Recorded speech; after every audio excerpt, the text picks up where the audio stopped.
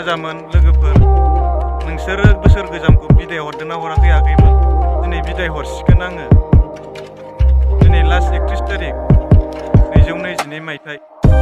बे दिनखौ आं दिनै बिदाय हरनाय जासिगोन आगैमोन। आंनि सुखु दुखु जाबोनाय गासिबखौबो बावगारनानै गावसोरनि हरफिनजोब्बाय बोसोर गोजामजों लोगोसे। बिदाय हरनायजों लोगोसे हरफाबाय लोगोफोर आगैमोन आजामोन। नोंसोरबो मोजाङै मोजां बिदाय हरदो आगैमोन। आरो बबावबाफोर बोसोर गोजामनि मुङाव बेरायहैदोंबा बाइकफोरजों थांदोंबा मोजाङै मोजां फैफिन आगैमोन आजामोन। जौफोर लोंबाय बायदोंबा गारिखौ लासै सालाय आगैमोन। हेलमेटखौ हम खर'आव आगैमोन। गारिखौ लासै लासै सालाय।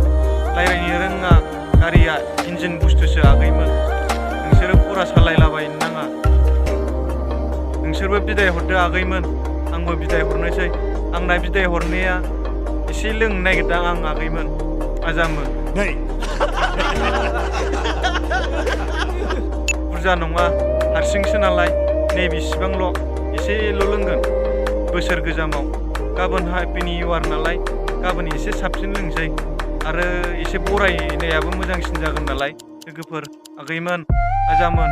दिनैनि दिनाव बोसोर गोजामाव बारा रंजानो नाङा आगैमोन। नोंसोरबो बिदाय हरदो आंबो बिदाय हरनोसै आगैमोन दे बाय।